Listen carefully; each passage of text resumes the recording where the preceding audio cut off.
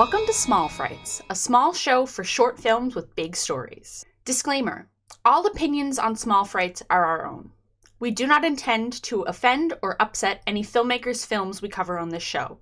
Making films is super hard, so if you've gotten this far, that's an achievement in and of itself. Thank you for creating independent cinema, and keep on trucking along. Warning: this review contains spoilers for the film. Hello and welcome back to Small Frights. Today on the show we'll be covering The Undoing, which is a new short horror film from Cameron Gallagher. The film was directed and edited by Cameron Gallagher, written by Jeremiah Lewis, produced by Zach Porlier, Jeremiah Lewis, and Deanna Newman, executive produced by Jeremiah Lewis, Cameron Gallagher, and the film stars Elizabeth McFly, Sarah Halsey, Heather Frederick, and Hunter Frederick. When a teenage slumber party reveals hidden jealousy for one young woman, a spell book promises her a tempting opportunity to change her life. So I was really blown away by just the production value of this. I watch a lot of short films, and I've seen ones that are a little rough around the edges but have a lot of heart, but this one, it looks good, it sounds good, and it's written really good. So I'm going to share with you my notes I took while watching it. So first up, the opening shot is absolutely stunning, and one thing I really loved is that the teenage girls look like teenagers. They don't look like they're 20 playing teenagers. They look like people I went to high school with. I really loved the lighting in the opening scene. I think it adds so much to the vibe of it, and I also found that the score was so good and building anticipation, especially in this opening shot as the stakes get raised. I really love the line, "It's good content, isn't that what you wanted?" That's I'm a content creator, so I will go to some lengths to get content made. So I don't know, that line was sort of I had to pause it and be whoa. I also really liked how Rose was comparing this sort of ritual for scientific reasons versus it being magic. I really like that little debate, and I think that's something that should be sort of talked about a bit more in horror, what's science and what's magic in some way. I think this film did a really good job of displaying that. Also, just teenage girls are the meanest people you'll ever meet, and I think that they're such good sort of vessels in horror movies for driving things. I think a lot about Yellow Jackets and how basically that entire cast is teenage girls or people playing teenage girls.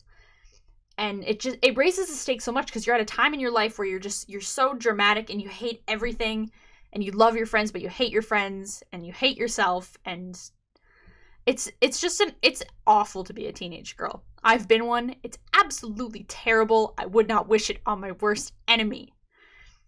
However, I do think that teenage girls and sort of all the stuff they go through is a really good thing to have in horror movies, because being a woman is like being in a horror movie, I would say, unfortunately.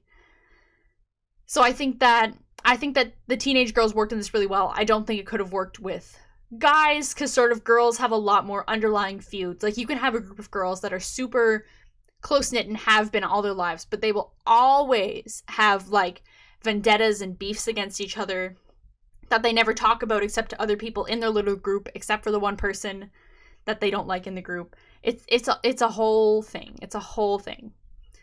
So back to the film, I also got really big The Craft vibes from this, especially when they're doing the spell, and it's sort of the opacity and the pages turning and all the camera spinning. This camera work in this was amazing. I couldn't believe how good it was. It was amazing. I cannot believe the production value of this short. I would love to know how long this took to make and sort of its budget. The special effects were amazing. The editing was amazing. I absolutely loved it.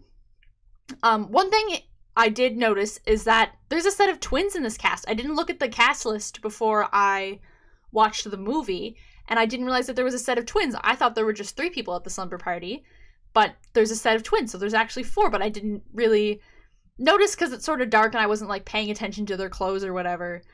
So yeah, that's the only thing. I just didn't notice that there were twins until about halfway through when they show you that there are 2 of them on the couch. So yeah, I feel like this film is gonna do really well.